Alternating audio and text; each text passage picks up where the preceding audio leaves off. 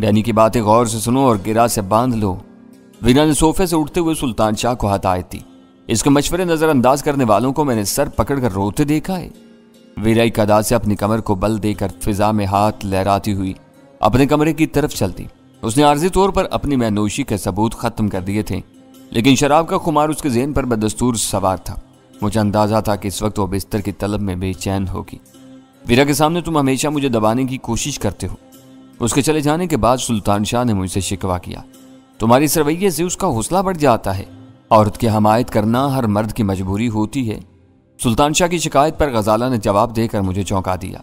जब औरत वीरा जैसी हो तो उससे कोई नहीं जीत सकता। गजाला की हमायत पाकर सुल्तान शाह का चेहरा खिल उठा। चंद मिनट बाद वो भी उठ गया। उसे एहसास था कि हम दोनों को आराम की जरूरत थी। अपनी ख्वाबगाह में सोने की तमाम तैयारियां करके मैं बिस्तर पर दराज हुआ तो मेरा जहन एक बार फिर जान की तरफ भटक गया। मैंने उसको फ़ोन करते हुए किसी मखसूस मकसद के तहत अब्दुल माजिद का नाम इस्तेमाल नहीं किया था।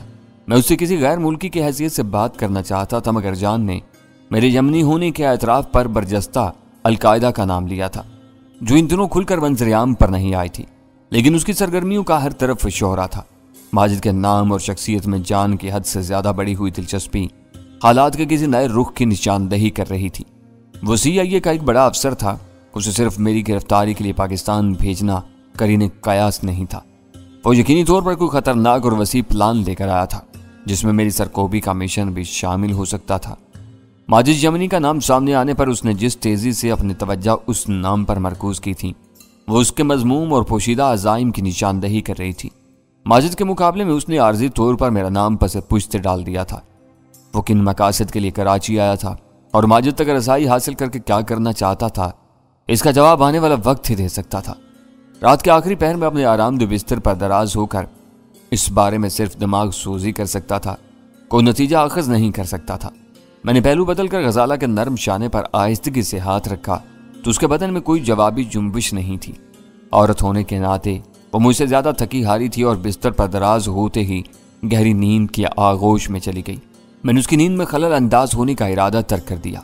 मेरा जहन एक मरतबा फिर जान की पस पर्दा सरगर्मियों में उलझ गया। सुबह नाश्ते की मेज़ पर हम चारों खुशगवार मूड में जमा थे।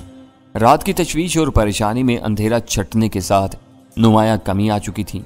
मैंने भी राह के मकामी एजेंट से राब्ते के लिए एक राह मुतय्यन कर ली थी। इसे छेड़छाड़ करके पेश रफ्त की कोई ना कोई राह सामने आ सकती थी।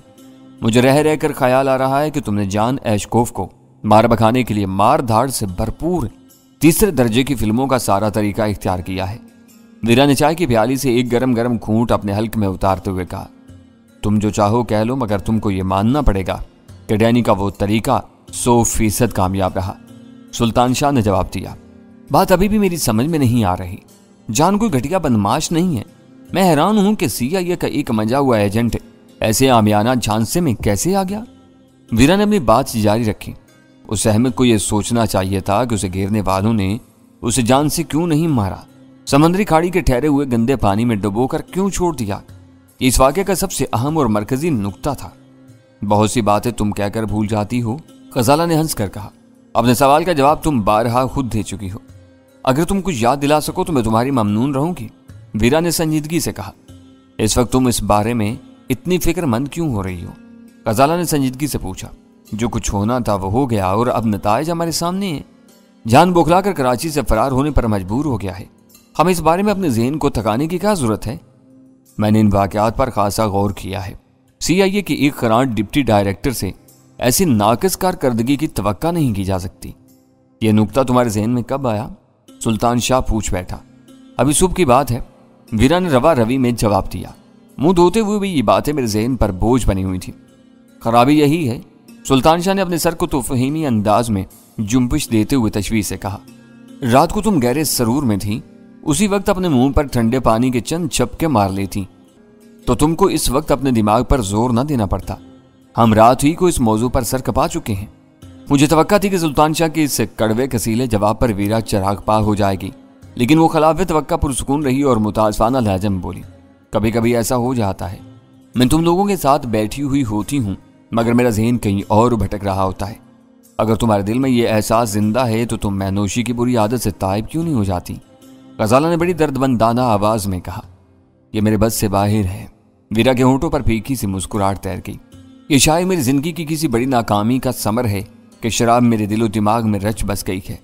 गजाला को जवाब देते देते उसकी निगाहें शिकायती अंदाज में मेरे चेहरे पर ठहर गईं। हर शख्स की जिंदगी में बहुत से सुनहरे ख्वाब होते हैं जिन्हें वो अपनी जिंदगी का मकसद और महवर तसव्वुर करता है। अगर किसी के ये ख्वाब रेजा रेजा होकर बिखर जाएं तो वो पूरी जिंदगी में कभी नहीं संभल सकता। शायद मेरे साथ भी यही कुछ हुआ है।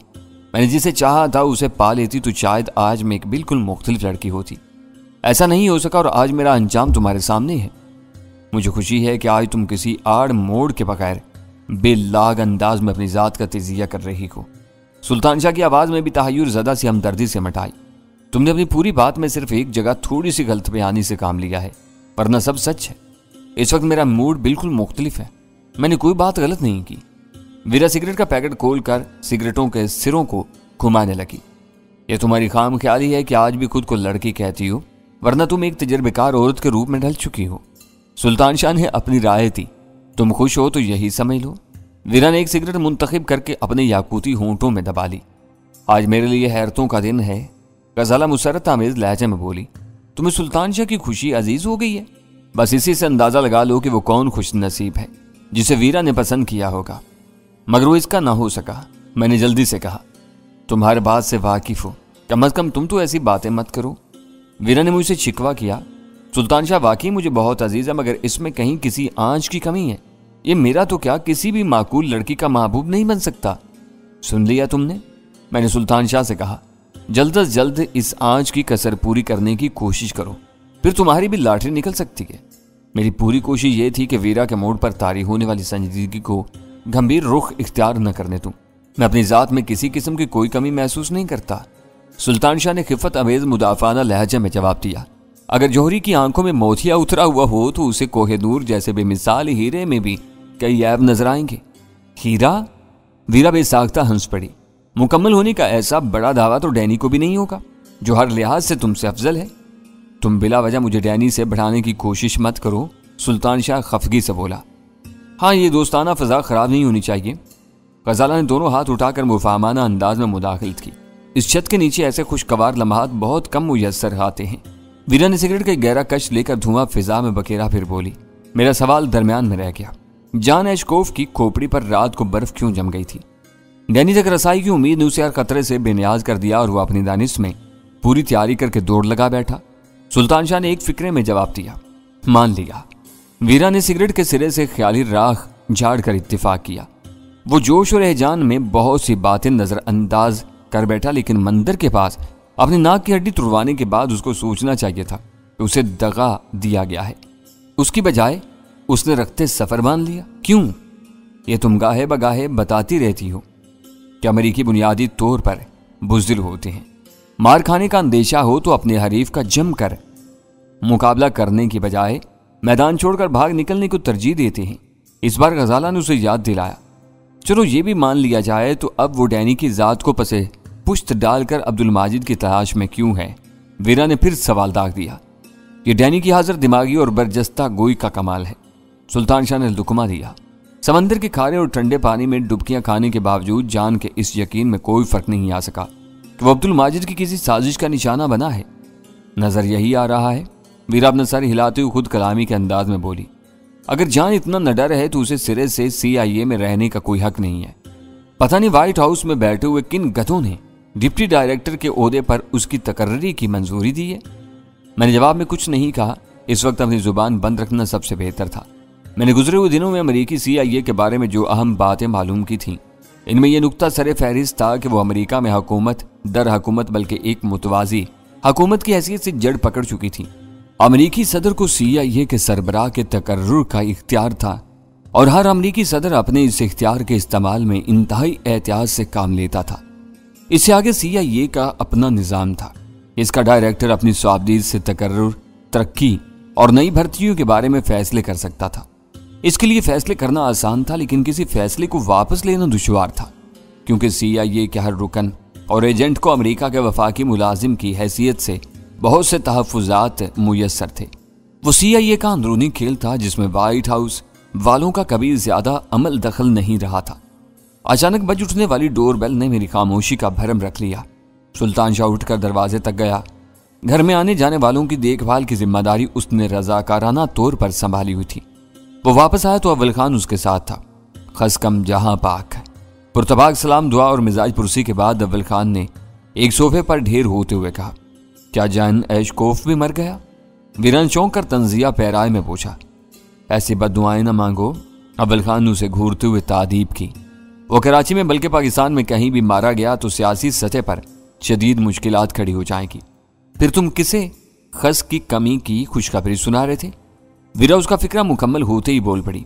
तुम पूरी बात सुने बगैर दरमियान में अपनी टांग अड़ा देती हो। अव्वल खान ने हल्की सी नागवारी का इजहार करते हुए कहा, मैं तुम लोगों को यह बताना चाह रहा था कि कराची एयरपोर्ट से सुबह 4 बजे उसका त्यारा दिल्ली की तरफ परवाज कर गया। अब वो यहाँ नहीं है। बहुत ही कमीना और बुज़दिल निकला ये जान भी। वीरा ने नफरत से कहा, शाहजहान नाम के सारे अमरीकी ऐसे ही होते हैं, डरपोक, खुद गर्ज और ऐश कोश। सुल्तान शाह बोला, कम अज कम जान स्मिथ और जान ऐश कोफ की हद तक तुम्हारी बात दुरुस्त मालूम होती है। गजाला ने उससे इत्तिफाक करते हुए कहा, जान ने यहां से जाने से पहले मुझे नजरअंदाज कर दिया। अब उसकी तवज्जो माजिद यमनी पर मरकूज है। उसकी तलाश का काम भी मकामी पुलिस और एजेंसियों पर छोड़ दिया गया है। इसका मतलब यह है कि मैं कुछ दिन बेफिक्री के मजे ले सकता हूं। मैंने सोफे की पुश्तगाह से टेक लगाकर जवाब दिया, इस भूल में ना रहना। उन्होंने देख लिया है कि अपने तौर पर वो कुछ नहीं कर सकते। अब वो हमारे सर पर सवार हो जाएंगे कि हमने उनके मतलूबा आदमी की तलाश के सिलसिले में क्या कामयाबी हासिल की। अव्वल खान बोला, खुद काम करने की बजाय दूसरों पर जिम्मेदारी थोप देने का यही फायदा होता है। यहाँ की एजेंसियां इनकी मुलाजिम नहीं है। वीरा ने बरहमी से कहा, इनसे पूछा जा सकता है कि डैनी की तलाश में बरसों का वक्त और भारी सरमाया खर्च करके उन्होंने क्या कामयाबी हासिल की है। इनके पास डैनी के बारे में कोई रिकॉर्ड तक नहीं है। इन फजूल बातों में वक्त बर्बाद मत करो। ये याद रखो कि रा और CIA वालों को 3 अफराद की तलाश है, डैनी, मजर खान और माजिद यमनी। अव्वल खान की नजरें मेरे चेहरे पर मरकूज हो गईं। इनके नज़दीक तीनों खतरनाक और खूनी मुजरिम हैं। इन तीनों शख्सियात का अलग अलग बरकरार रहना जरूरी है। माजिद यमनी का अबरूए ज़मीन पर कहीं सुराग नहीं मिलेगा। मैंने बेपरवाही से हंस कर जवाब दिया। वो नजरिया ज़रूरत की एक इज़तरारी पैदावार थी। वो उम्र भर उसे ढूंढते रहें, इस तक नहीं पहुंच सकेंगे। मुझे दोबारा यह नाम इस्तेमाल करने की जरूरत नहीं पड़ेगी। इसे हम भी भूल जाएंगे। अव्वल खान ने इत्मीनान से अपनी बात शुरू की, लेकिन मैं कतई कलामी कर बैठा। तुम बार बार अपना जिक्र क्यों कर रहे हो? कमिश्नर हाउस में जान से होने वाली मुलाकात में तुम थे, न तुम्हारे STF का कोई नुमाइंदा। फिर तुम बिला वजह अपनी गर्दन क्यों फंसा रहे हो? मैं MI, IB, ISI, FIA और पुलिस फोर्स को खुद से अलग नहीं समझता। हम सब एक मशीन के कुल पुर्जे हैं जिन्हें मिलजुल कर चलना होता है। जब हमारे सामने अमरीकियों या भारतीयों जैसे हरीफ हों तो हमें ज्यादा गहरे इत्तेहाद का मुजाहरा करना पड़ता है। इसकी बात सादा और काबिल फहम थी। मैंने जवाब में खामोशी इख्तियार कर ली। लेकिन डैनी और मजर खान के नामों को इतनी आसानी से फरामोश नहीं किया जा सकेगा, क्योंकि वो दोनों जिंदा हकीकत हैं। जान और लैरी को टाल देने के बाद तुम्हें ये नाम क्यों याद आ रहे हैं? सुल्तान शाह ने पूछा। इस बारे में तो जलाल ने भी ऐसे लहजे में बात नहीं की थी, हालांकि वो जान के साथ कमिश्नर हाउस के इजलास में खुद शरीक था। इसके बाद से कुछ तब्दीलियां रुनमा हो चुकी हैं। कल जान इन दोनों का तलबगार था। आज भारतीय वजारत दाखिला ने दिल्ली में बाज़ाब्ता तौर पर हमारे सफीर से मुतालबा किया है कि भारत के इन दोनों मुजरिमों को पकड़कर इनके हवाले किया जाए। मजर खान के बारे में साफ इनकार कर दो। मैंने अव्वल खान को मशवरा दिया। यह नामुमकिन है। अव्वल खान ने बेयकीनी से मेरी तरफ देखते हुए जवाब दिया। तुमने उसके नाम पर दिल्ली तक का सफर किया था। तुम्हारे पासपोर्ट के क्वाइफ उन्होंने फराम किए हैं। एक बाज़ाब्ता पाकिस्तानी शहरी के बारे में हम कैसे अपनी लाइल्मी जाहिर कर सकते हैं? तुमको अच्छी तरह मालूम है कि मजर खान गैर कानूनी तौर पर भारत में दाखिल हुआ था। मैंने कहा, उसके पासपोर्ट पर भारतीय इमिग्रेशन की जाली मोहरें लगी हुई थी। असली पासपोर्ट भारतीयों के पास नहीं है, इसलिए वो साबित नहीं कर सकते कि वो मोहरें जाली थी। खुद इनको यह हकीकत उस वक्त मालूम होगी जब वो अपनी अटारी पोस्ट के रिकॉर्ड की देखभाल करेंगे और उन्हें वहां से मजर खान और गजाला नामी पाकिस्तानियों के दाखिले का इंदराज नहीं मिलेगा। तुम सोचते हो तो वाकई बहुत दूर की कोड़ी लाते हो। मेरा ध्यान इस तरफ नहीं गया था। अव्वल खान ने खुले दिल से एहतराफ किया। मजर खान ने कानूनी तौर पर सरहद अबूर की या गैर कानूनी तरीके से भारत में दाखिल हुआ। यह बात की बात है, दिल्ली में उसकी मौजूदगी का इजहार करके भारतीयों ने अपने गले में हड्डी अटका ली है। पहले वो बताएं कि मजर खान किस रास्ते से भारत से बाहर निकला, उसके इखराज के इंदराजात दिखाएं। इसके बाद ही मजर खान के बारे में पाकिस्तान पर कोई जिम्मेदारी आयद की जा सकेगी। वो दिल्ली में था, अगर उसकी वापसी का कहीं कोई रिकॉर्ड नहीं है तो एक पाकिस्तानी के गायब होने की जिम्मेदारी भारतीयों पर है। वो बताएं कि वो कहाँ है, उसे किस जेल या थाने में रखा गया है। पाकिस्तान इनसे अपने शहरी की वापसी का मुतालबा कर सकता है। ग्रेट, वाकई तुम ग्रेट हो। यही मुअक्कफ गजाला के बारे में भी इख्तियार किया जा सकता है। पूरी बात समझते ही अव्वल खान खुशी से अपनी जगह पर उछल पड़ा। काश जान वाले इजलास में दूसरों के साथ तुम भी मौजूद होते तो जान और लैरी के बखिए उधेड़ डालते। ये बात अभी तक किसी के जहन में नहीं आई है। मजहर खान के पुरस्रार तौर पर अगवा होने का सबसे बड़ा सबूत यह है कि कराची छोड़ने के बाद से अब तक उसका घर वीरान और मुकफ्फिल पड़ा हुआ है। सुल्तान शाह ने पुरजोश लहजे में कहा, बात ज्यादा बढ़ाई गई तो उसके पड़ोसी बैनुल-अक़वामी एजेंसियों के कारिंदों को बताएंगे कि जाने के बाद वो वापस नहीं लौटा। ज्यादा बगले ना बजाओ, वीरा ने मुंह बनाकर कहा। यह बच्चों का खेल नहीं है। ड्रा या CIA वाले इतने अहमक नहीं हैं कि महज रिकॉर्ड छानने में लगे रहें। वो सख्त पाकिस्तानी जवाब के सामने झुक जाएंगे और कह देंगे कि मजहर खान गजाला को लेकर चोरी छुपे पाकिस्तान चला गया। इससे पाकिस्तान की इखलाकी पोजीशन मुस्तहकम होगी। अव्वल खान वीरा की बात मानने पर आमादा नहीं था। इसने अपनी बात जारी रखते हुए कहा, हुकूमत कानून की अमलदारी और सरबुलंदी की अलामत होती हैं और हर लाकानूनियत इनकी पेशानी का दाग बन जाती है। वो इस बात का कोई जवाब नहीं दे सकते कि एक मुश्तबा पाकिस्तानी जोड़ा दिल्ली में रोजे अव्वल से राह के बड़े और जिम्मेदार अफसरों की निगरानी में था, अचानक कोई जादुई चिराग इस्तेमाल करके भारत से कैसे गायब हो गया। मैंने डैनी की बताई हुई हर बात ज़हन नशीन कर ली है। अब देख लेना कि दिल्ली में हमारे सफर को दिया जाने वाला मरासला भारतीयों के गले पड़ जाएगा। डैनी ने अपनी चशम कुशा बातों से एक गाइडलाइन फराम कर दी है। इसमें बहुत सी बारीकियां हमारे वो लोग तलाश कर लेंगे जो दिन रात कानून को अपना ओढ़ना बिछोना बनाए रहते हैं। उसने अपनी जगह छोड़कर मेरे शाने पर जोर से हाथ मारा और बोला, इस वक्त तुमने मेरा दिल खुश कर दिया। यही वजह है कि मैं अपने दिल की हर बात तुम्हारे सामने रख देता हूँ तो मुझे चैन मिलता है। राह वालों को कराची में मजहर खान के पते का इल्म है, गजाला बोली। इस तस्दीक के बाद इन नरेश ने आप पर डोरे डालने की कोशिशें शुरू की थी। शुरू में उसे भनक भी मिल जाती कि कराची के पते पर मजहर खान का वजूद नहीं है तो आज की कहानी बिल्कुल मुख्तलिफ होती। बिल्कुल, मैंने उसकी तायद की। राह वाले अपने इन्हीं जराए से ये मालूम कर लेंगे कि मजहर खान अभी तक अपने घर वापस नहीं पहुंचा।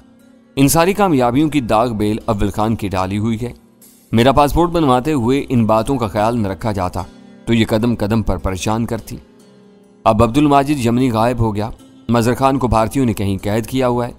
तीनों में से सिर्फ डैनी रह जाता है। वीरा ने निशानदेही की। वो बहुत मुश्किल शिकार है, अव्वल खान ने हंसते हुए जवाब दिया। ये बात राह से CIA और मौसाद तक सभी जानते हैं। वक्ती तौर पर हमने मसाइल का तदार कर लिया, लेकिन हम अपने दुश्मनों की तरफ से गाफिल नहीं रह सकते। इन पर अगला वार करने के बारे में तुम क्या सोच रहे हो? अव्वल खान ने पूछा। सोचने की क्या जरूरत है, एक फोन और फैक्स नंबर डैनी के पास मौजूद है, इसी को देखना चाहिए, वीरा बोल पड़ी। अव्वल खान के सवाल के नतीजे में मेरे जहन में एक बेनाम सा तारीख धब्बा नमूदार हुआ था, लेकिन मुझे उस पर गौर करने का मौका नहीं मिल सका। वीरा के पुरयकीन जवाब ने मेरे जहन को इस तारीख धब्बे पर मरकूज न रहने दिया और बात आगे बढ़ गई। तुमने फैक्स पर भेजे जाने वाले पैगाम के बारे में कुछ न कुछ सोच लिया होगा, अव्वल खान ने पूछा। खाका मेरे जहन में तैयार था। मैंने वो चंद नगात इन चारों के सामने थुराए। वो बहुत सीधी सी बात थी। दिल्ली के क़याम के दौरान में अनिल और नरेश से मेरी मफाहमत हो गई थी। एक तयशुदा मुआवजे पर मुझे इनके लिए पाकिस्तान में काम करना था। यह काम इतना पक्का था कि मुझे 1 माह की तनख्वाह पेशगी दे दी गई, मगर मेरे पाकिस्तान पहुंचने से पहले ही मुझे भारत में इश्तिहारी मुजरिम करार देकर शोर मचा दिया गया। मैं ये समझने से कासिर था कि राह वाले मुझे किस बड़े शिकार के लिए अपना चारा बनाने की कोशिश कर रहे थे।